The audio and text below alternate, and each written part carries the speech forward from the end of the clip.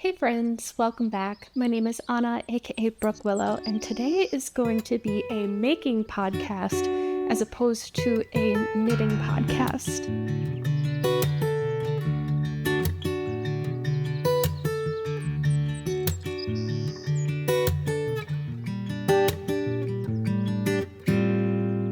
Spring may not be officially here yet, but I'm definitely seeing signs of it. It's an unseasonably warm day here in Wisconsin. It's like 67 degrees. The birds are migrating north, and not only am I energized because of this season, but I am energized to expand my crafting beyond knitting. Knitting has been my safe, comfy space for all of winter, and now I'm just excited to, yes, still knit, but also spin yarn, weave, sew, and I even started a crochet project. So I'm going to walk you through all of the projects that I have in all of these different areas. Let's start out though by talking about what I'm wearing. I am wearing a full me made outfit today, starting with this dress that I have on. It's the Dolly dress by Small Museum. I'll stand up and give you a better idea of it. This dress I'm really excited because it's actually been in my mend or to mend pile for quite some time. I tore the ruffle at the bottom and it was a very easy fix, but I just couldn't bring myself to actually do it until I had a friend come over the other night and she brought over a whole pile of clothes that she needed to mend. And I'm like, okay, if there's ever a time that I'm going to start working on my mending projects, it's going to be now. So I've been working through that pile, and this was one of those dresses. And it kind of feels like I have new clothes again, because if I'm being honest, I put this pile in our back room that I don't see every single day, and so I kind of forgot about it for a little bit. It is a short sleeve dress. I don't know if I'm quite ready to be bare arm quite yet, and so that's why I have this knit top layered underneath. You might recognize it from a while ago. This is the Riblace Raglan by James N. Watts. This is the second time I made this sweater, and I used a silk cotton yarn for this particular version from a company called Doh, and it has become the perfect layering piece for underneath things. I've been wearing it all week long, and I really like the yarn because, like I mentioned, it's silk, so I don't overheat in it, and it's not itchy either, which makes for a really good layering piece. And I actually have plans to knit a summer top, and I want to use this yarn.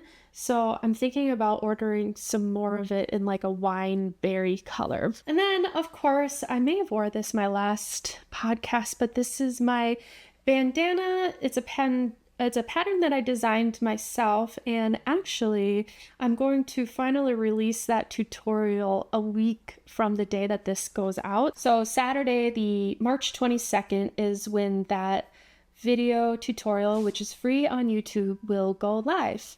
And I'm wearing the alpaca version that I made for winter, and I currently am working on a summer version that I'll show you in a little bit.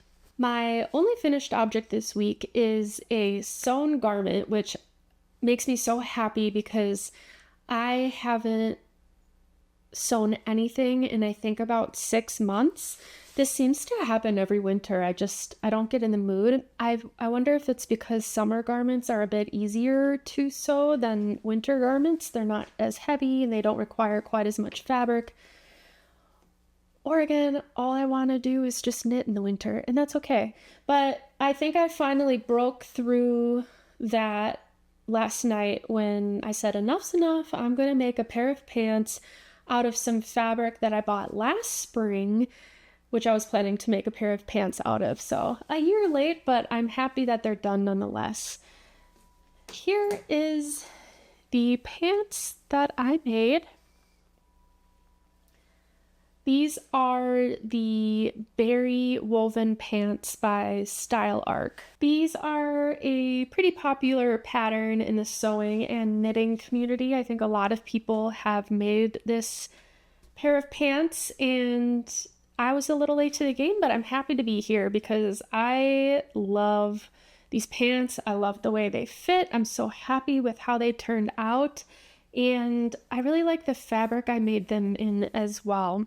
My hours at work have gone down a little bit because it's our slow season. Maybe that's why you've noticed I've been posting a bit more. And I wanted a pair of pants that I feel good about wearing around the house, not just leggings or sweatpants. I wanted something that isn't quite hard pants, but still somewhat put together. And that was kind of my inspiration with sewing these pants. And I think I achieved it because yeah, these are going to be really good and cute. I used a muslin gauzy fabric that I got from Blackbird Fabrics, like I mentioned last spring, and I don't think they have this anymore. I think it sold out pretty fast when I originally purchased it. So unfortunately, I don't know the color or anything, but you can see it's kind of a gray and golden yellow gingham, which from far away creates a really neutral, just beige pair of pants. But I like that when you get closer, you can see, yeah, there is a little bit of a pattern to it. So it gives it a little bit more of an interest. I did hack the pattern a little bit, two different ways. The first thing that I did was I extended the length of the pant by 2 inches. Last year I made 2 pairs of the Archer pants by Matchy Sewing Club, and while I love them a lot, I noticed that they're just a little more cropped than I want them to be, and I didn't really account for the fact that the model wearing the pants may have been shorter than I am. And so I noticed with the people wearing these pants on the site, they also looked kind of short on them. So just to be safe, I decided to extend it longer. And I was like, well, I can always cuff it shorter if I need to. But I did not need to shorten it at all. I think 2 inches was a perfect length to like lengthen it by. And for reference, I'm 5'8", if that helps you, if you would want to extend them as well. So I extended the pants, those were great. And then I decided to forego the ruffle at the top. This pattern calls for a decorative ruffle edge and then the elastic waistband. I just didn't want the ruffle on it. I wanted these to still be like maybe a little bit, I don't think sporty is the right word, but a little bit more casual. And I think the ruffle would have made it just a little too dressy. So I decided not to do the ruffle. And again, I really love how it turned out. So I think this is just kind of unlocked a flow of sewing ideas. I have a lot of fabric to work through, and I'm just excited to see what I make for this spring and summer. Next, I want to catch you up on everything I've been knitting because I'm sure that's why a lot of you are here in the first place, is to see the knitting content. And I'll start out by showing the bandana, the second version I'm making, which is the same one as this. I'm just calling it a Stockinette bandana. I think since I'm releasing it as a free tutorial, I don't really need to come up with like a cute name for the project. I don't know, I just like kind of like a generic title for these projects that I'm creating. Anyways, so here is the summer version that I'm working on. I just started the decrease portion of the bandana, so here's where the point is going to be, and I'm loving this. I'm using a yarn that I have worked with in the past, and it is the Bluesky Fiber Organic Cotton Sport, and this particular colorway is called Caribbean.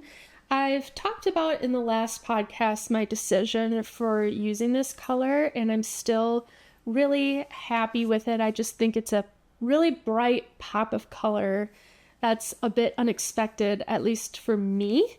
And yeah, I'm getting really excited to wear this. It's taking a little while to knit because I have to stop and film for the tutorial, because this is the one that I'm using for the tutorial, and I have to be in the right headspace, and I need to set all the camera equipment up, so I haven't been able to just fly through it quite as fast as maybe I normally would have. But yeah, I'm really excited for this tutorial to come out. I think it's going to be a really great basic for a lot of people, and an awesome way to just use up 100-gram skein that you maybe have no idea what to use it for, or you're sick of using them all to make socks, because the size that I'm making only requires 100 grams of yarn. And I didn't know if that was going to be the case because this alpaca version was 100 grams and it's considered a light chunky, and this is considered a sport. And so they use the same grams of yarn, and I guess it's creating the same size. So that's that. I should have this finished by this week, especially if I'm going to be releasing a tutorial for it. And soon I'll get to wear it just in time for the temperatures to be warming up, because I don't think I'm going to be able to wear this one for much longer. It's a little warm even as it just sits on me right now. I have a little bit of a progress update with the Highland Henley by Tori that I'm knitting. Last weekend I went up to northern Wisconsin with a group of my girlfriends, and I really only brought this project and one other project because it was really easy to work on while I'm just hanging out and talking with people. I didn't really have to pay attention to the garment itself so much. And so I got a bit more of the body knit up. Definitely nowhere near done for how long I'm going to be making this, but I'm at least getting a bit closer. And then I'll just have sleeves left, and then maybe I'll have a nice sweater, sweatshirt type garment for a camping trip that I'm going on over Memorial Weekend. I started another one of my planned projects since we last officially talked. I did feature this project in my video that I put out last week, which is called Quiet Time. It's a knitting vlog style video, but it's one of the silent ones where I'm not talking at all, but there's relaxing music and you can hear the sounds of my making. And I do have some messages typed onto this screen. It's a pretty quick video. I think it only ended up being 16 minutes. But if you need just like a little break from talking, it's something that I would consider watching, because I found it to be very relaxing to edit, and I really enjoyed filming it too. And I think it'd be really fun to make more of those in the future as well. So I encourage you to check that video out. And this is the garment that I was working on in that video. This is the Viburna sweater by Hanna Maciejewska from Lina. I forget which number it is, but I'll link it down below. And this is just the sleeve that I'm working on. So it's knit flat because you knit up the sleeve and then you knit the garment sideways, and then I believe you knit down the other sleeve, and then I'm assuming I'll go back in and seam this up once it's all done. But I was really drawn to the texture of this sweater, and I loved how drapey and lightweight it looks in the photos that they took. I don't really have a ton of fingering weight sweaters that are just plain wool. I have a couple that are in all mohair, and that might be it for a fingering weight wool sweater. So it's nice to add something different to the wardrobe, and I'm really liking this one a lot. However, yes, it does take a very long time to knit up because it's fingering weight yarn, but I don't mind. I think the texture pattern of it really keeps me engaged, and so I really quite enjoy working on this. And it's using two different stitch patterns that I don't think I've ever used before.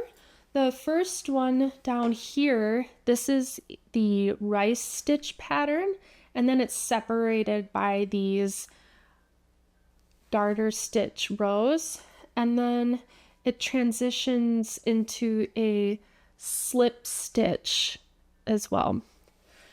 And yeah, it's pretty fun to work on. Figuring out the size and the gauge of this was a little bit tricky considering it's knit sideways, so I really had to slow my brain down a little bit and figure out with my gauge, my stitch gauge is going to affect the length of this sweater, and my row gauge is going to affect the width of the sweater. And so my stitch gauge was a little tight, but I really liked the fabric that it created, and I didn't want it to be a looser fabric, so I didn't want to go up a needle size. And I believe the pattern recommended to just cast down a few extra stitches in certain places to ensure that the length of this sweater will work out fine. And so that's what I did, and I'm really hoping that works out. It's one of those things where I'm not going to know if it fits right until this sweater is like pretty much done, probably. We'll find out.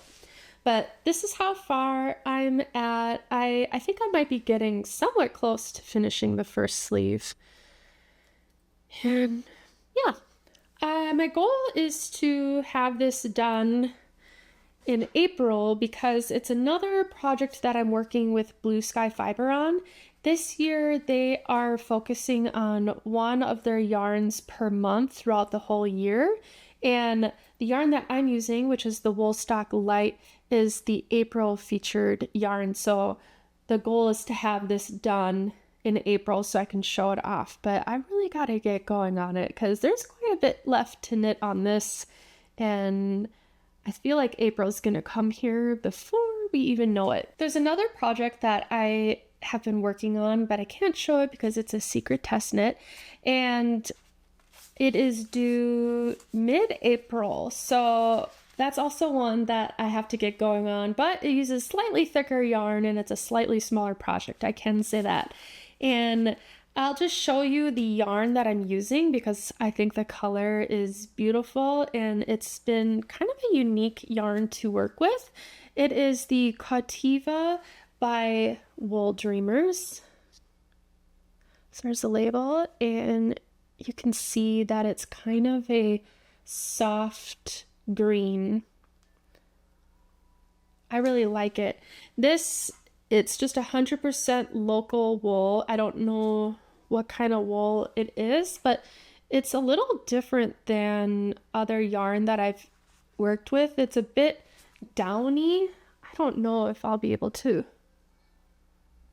show it, but it appears to me that it's almost like a woolen spun. It's quite loftier than a lot of wool, but yeah, it's interesting to work with, and I like the fabric that it's creating, and I think it's going to be a really cool, unique project that I'm making with it, and I'm excited to show you all in April when it's done. Earlier this week, I got in a big spring cleaning mood, and I really wanted to go through my yarn stash. I have most of my yarn packed away in plastic bins, and they're mostly just leftover yarn from other projects. And I've talked about this before. I really want to reduce my leftover yarn stash, and I'm trying to come up with different ways and projects on what I can use it all for. And lately I have just been having this big hankering to crochet a granny square blanket. The idea of switching it up from knitting to crochet is really enticing for me, and it's been a while since I crocheted. I think it's been at least a year. So I reorganized all of my yarn and I curated some colors that I thought would look nice together, and I put it all in this big basket here, and this is just my crochet blanket basket that I'm using for this project. And I'll go ahead and I'll show you the actual blanket and how far I've gotten so far. This is the Dockside Square Throw by Natalie Krall, And it's just a very basic granny square pattern, which I needed because I don't know how to make a square just right off the top of my head. And then it gives the instructions on how to attach them all together. So the color scheme that I have going on in here is very earthy, I would say, with pops of blue and some oranges and greens and pinks, and then a lot of tans and olives and stuff. And I think it goes well with all of my decor around me. The color that I'm using to attach all the squares together is this hand-dyed yarn that I naturally dyed a couple years ago using Sequoia. And as you can see, it actually matches the walls behind me pretty well. So I know this is all going to look very nice in my house. And I like the way that this color kind of warms up all of the squares. Originally, I was just going to use like an undyed cream yarn, but I wanted to try something just a little bit different. And I still think this is neutral enough while like still being able to highlight all of the squares. So this is what I've attached so far. And then I have another stack of squares that I've worked on as well. So basically what I'm doing is I am crocheting some random colors together, and then I'm doing the inverse of those colors right after. So I just don't have to think about color combinations quite as much. And then I'll use like this one for one half of the blanket, and this one will be on the other half of the blanket, and I'll hopefully balance all the colors out very well. But yeah, I'm really enjoying this. I can usually get like 2 squares done in a half hour, and I've been rewarding myself with making a couple squares after I do something that maybe I just don't really want to do, like washing the dishes or something. And yeah, I've been really enjoying this. So that is my crochet project. I know this is going to be a long-term project. I was kind of waffling between even starting it in the first place because I have 2 scrappy knit blankets on the needles right now too. But I don't know, I just haven't been quite as inspired to pick those up. I don't know why. I think maybe it's just because if I'm going to be knitting, I kind of want to knit the stuff that has a little bit more of a deadline to it than a long-term blanket that I could technically just work on for the rest of my life.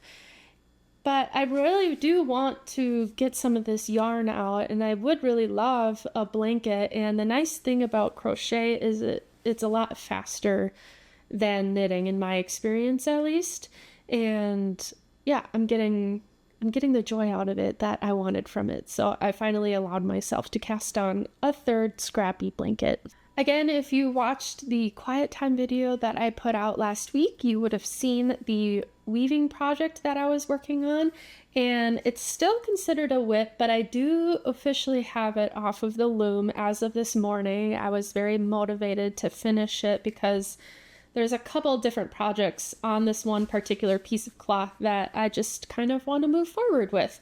And so I'll start with the first chunk, which is this section of this weaving. And this part of the weaving I am intending to just make a little wall hanging from.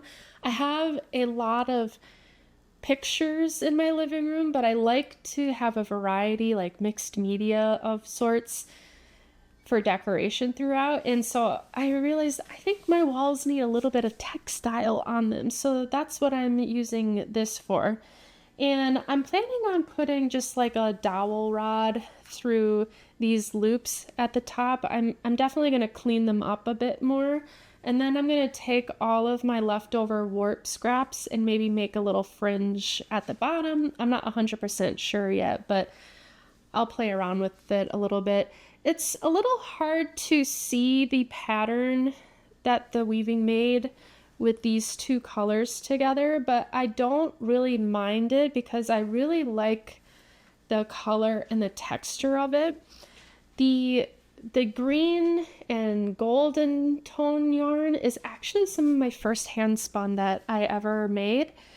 I made it all on a drop spindle, and I've just had these two skeins for a really long time with no plans, and I just thought, how beautiful would that be to kind of encapsulate this beginning of my spinning process in like a piece of art for my wall. The colors flow with everything that I have going on, and I'm really excited to complete this portion of it. And I still had quite a bit of warp left on the loom, and so I wanted to use that up by weaving other bits and pieces. So I decided I wanted to use a high contrast color so you could really see the pattern that I was weaving. From this angle, these kind of remind me of fish with their gills or their scales. It's kind of cool. At first on the loom, it reminded me of wood grain, and I don't know, I'm just seeing all different patterns in it. And then here's the reverse side of it too. So my plan with this part of the fabric, I think, is to fold it in half and make a little zipper pouch out of it for like notions or whatever. I feel like I can never have enough of those. And yeah, I just want to play around with making little zipper pouches. They just seem really fun to make and really useful, and I think they would also make really great gifts for my friends and family. And then this kind of became the width and the height that I wanted it to be, and I had yet some more warp left, so I decided to finish it up using a creamy white color just for a dark contrast and a light contrast. So I think, again, I'm just going to make some type of little zipper pouch, or this could even be cute as like a little bag with a long strap or something. I don't know. I like the whole process of weaving because you can start out weaving a project with the intention of making one thing and realize, I think this cloth would really be useful in a different way. Whereas with like knitting or sewing or crocheting, you go into the project and that is what you make. You can't really transform it into something completely else unless you're making modifications. But yeah, so there's just a lot of possibilities with the cloth that gets woven on a loom, and I really like that. The last bit of craft that I have to share with you today is all of the spinning that I've been working on. It's not a lot, but it's still exciting me nonetheless. I recently freed up my supported spindles with another project that I was working on and just jumped right back into the next bit of spinning, and I'll show you these two that I've completed so far. This is a very springy pastel palette. The colors excite me a lot, and so that's why I chose to work on this fiber. I bought this fiber almost a year ago at the Shepherd's Harvest Festival in Lake Elmo, Minnesota, and it is from Orchard Acres Textiles, which she has her own sheep and she dyes her yarn, and she does a really beautiful job dyeing up kind of ethereal colorways. They're all relatively in this pastel range, and I just think it's beautiful. And so these two blends, this colorway is slightly different than this one. This has a little more peachy tones to it, where this is more two-toned with that kind of turquoisey blue and the pinky color. And my plan is to spin each colorway up as a single. So these are all going to be spun up, and then I'm going to apply it with this yarn and just see what happens. Again, I don't have plans for what this yarn will become. That seems to be kind of what's been going on lately with my spinning, and I think it's a lot of fun for me. It allows me to just kind of focus on the yarn itself and play around with it and enjoy what I'm making without having to think about what it's going to become next.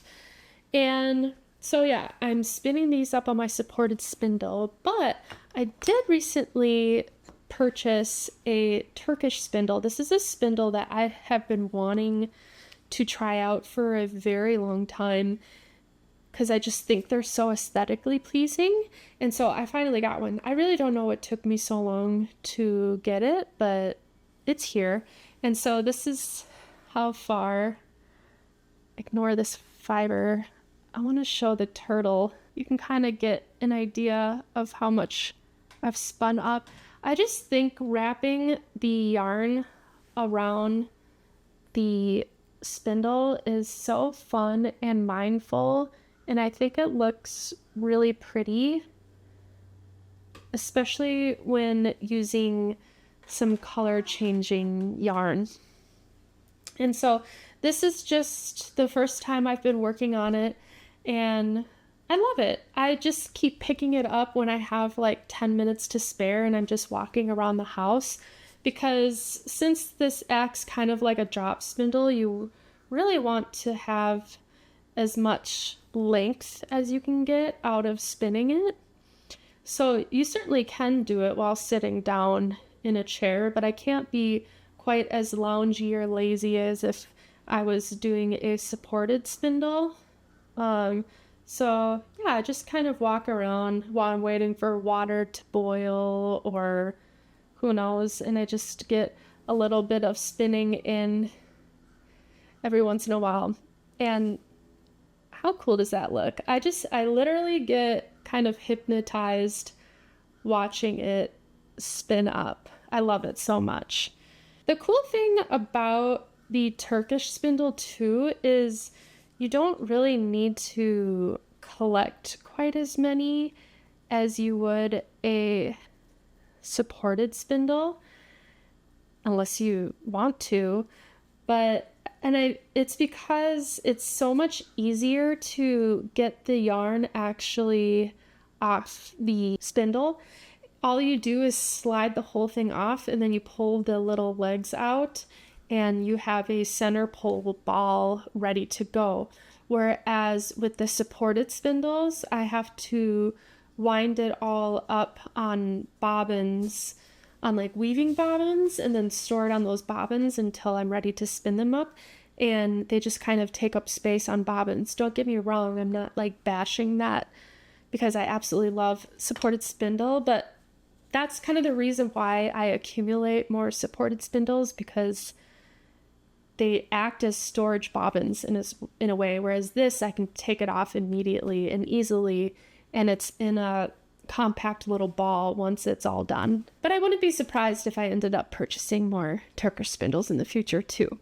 This particular one is really pretty though. It's zebra wood. I wonder if you can see the striping on it, and I think it's really pretty. I got it on an Etsy shop. That's the other thing that's really great about the Turkish spindle is they are so much easier to come by. There are so many sellers on Etsy that look like they sell very quality Turkish spindles. So it might be easier to kind of jump into that as opposed to a supported spindle. I do have some plans for my wheel. I had a different spinning plan coming up, but one that's a little bit more immediate is earlier this week, Andrea Mallory announced kind of a spontaneous spin-along. She does spin-alongs at least once a year, and I've participated in, I think, all of them. And I really enjoy them because they kind of branch me out of my normal spinning, and it encourages me to try new things. And that's actually how I got into spindle spinning. But she has a new one coming up, and what it is you take a braid of color changing fiber and you split it in half. You spin one half of it as if to ply it with a chain ply, which is kind of a crochet like technique to ply single yarn, and it creates a 3-ply that is gradient with those colors in the order of the colors in the braid. And then with the other half of the braid, you spin up a 3-ply however you want. So you can do like a barber pole where the colors are going in all different directions and it kind of gives that spin cycle look yarn. Or you can do 2 colors going in the same direction and 1 color going in the opposite direction for a slightly more bit of a fade. And then the idea of it is then to knit up a pair of socks, striping the 2 different yarns to kind of play off of how these 2 different ways to spin a yarn can affect the colors very differently. And so we're going to do the DRK everyday socks or the bear paw socks, which I'm fine with because I love both of those sock patterns and I've been kind of itching to knit up another pair of those anyways. So the braid that I'm using is this one right here, which is super colorful and bright. This is from Lavender Lune, and it's actually a Halloween colorway. It's called Under the Halloween Moon, but I just think that the colors in it are gradient and different enough that I really will see the effect of spinning it these 2 different ways into a pair of stripy socks. Normally, I am not a huge fluorescent person like this pink, but I have noticed when I do spin up yarn, it does tend to fade the colors a little bit. It softens and dulls them, especially when you're applying them onto each other. It's not quite so extreme.